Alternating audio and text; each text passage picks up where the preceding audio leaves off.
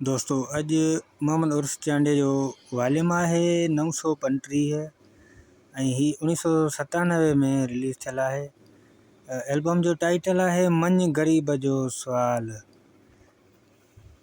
ज़बरदस्त एल्बम है। हिन में तमाम बेहतरीन शायर आहिनि, शायरी भली है, गाना भी भला आहिनि। हिन में जो गीत है मुझी पसंद जो, उन गीत जा बोल आहिनि, यार छॾिया थी वण त वॼाए, ओ साह छॾाए थो वञे, यार छॾिया थी वण वॼाए।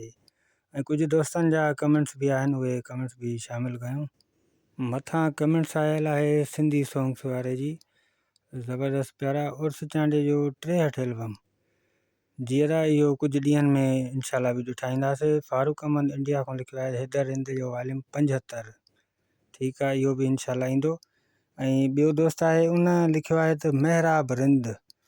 अदा महराब रिंद असां वटि कोन आहे, ॿुधो ई पहिरियों चकर आहे फ़नकार इहो। उन खां बाद ॿिए दोस्त जी कमेंट्स आहे, उहे शामिल कयूं। ऐं मथों दोस्त आहे फारूक अहमद इंडिया जो, मुंहिंजी फरमाइश आहे हैदर हिंद जा पुराणा एल्बम। ठीकु आहे अदा। ऐं सिंधी सॉन्ग्स वारे भी कमेंट्स लिखी आहे त उर्स चांडे जो 63 एल्बम। ठीकु आहे अदा, इहो बि इंशाल्लाह अची वेंदो। उन खां बाद ॿिए दोस्त जी भी कमेंट्स आहे, उहा भी ॾिसूं कहिड़ी आहे, छा लिखियो अथई। हीउ दोस्त आहे इंडिया जो आहे, दोस्त आहे पहिरीं प्यारो पुराणो दोस्त आहे फारूक अहमद। उन लिखियो आहे त हैदर हिंद के बहुत पुराने एल्बम दिखाओ। माना टई कमेंट्स इहे ई आहिनि। ठीकु आहे त इंशाल्लाह कुछ ॾींहं लॻंदा, पर सभिनी जी फरमाइश पूरी थींदी इंशाल्लाह। जेको बि दोस्त ॿियो आहे उहो कमेंट्स करे, उन जी बि फरमाइश पूरी कंदासीं इंशाल्लाह। ऐं हिन वीडियोनि में कोई भी गीत शामिल न आहे, काफ़ी दोस्तनि खे ख़बर न हूंदी, सभिनी खे ॿुधाए छॾियूं था त हिन में रिलीज़ इंफॉर्मेशन वीडियो हूंदनि, जेके कलाम हूंदा त सभु तव्हांखे ॿुधाईंदासीं। ऐं हिन में शाइरनि जा नाला, गीत कहिड़े एल्बम, कहिड़ो साल ऐं कहिड़े साल में रिलीज़ थियो आहे एल्बम, सिर्फ़ु इहा जानकारी हूंदी एल्बम जी। ठीकु आहे दोस्तों। ऐं हलूं था हाणे कलामनि जे पासे ॾे।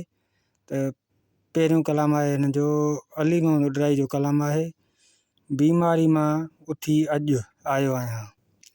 उन खां बाद ॿियो कलाम आहे ज़ुल्फ़कार जो, जेका कई तो मूंसां कई आहे। उन खां पोइ अनवर चांडे जो कलाम आहे, ज़बरदस्त कलाम आहे, मोट तूं जानी परदेस न वञ। ऐं उन खां पोइ आहे ईसा बलोच जो कलाम आहे, कीअं कयां हाणे दिलरुबा। उन खां पोइ आहे अब्बास जो कलाम आहे, ईंदे वेंदे बसि यार मयारूं ॾींहुं थो।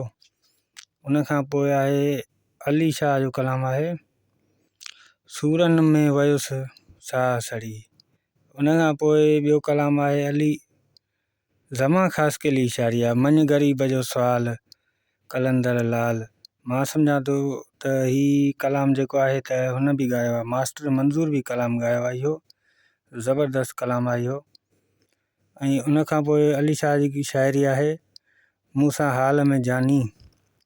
ऐं एल्बम दोस्तनि खे ॿुधाइण, जेको बि एल्बम में हुयो सभु कुझु तव्हांखे ॿुधायोसीं। मौसीकार हिन जो एल्बम जो आहे मोहम्मद बख्श, ऐं रिकॉर्डिंग सैयद राशिद हुसैन हाजानी थर प्रोडक्शन जी पेशकश आहे। ऐं जेके दोस्त नवां आहिनि उहे हिन वीडियो खे शेयर कनि ऐं वीडियो खे लाइक कनि।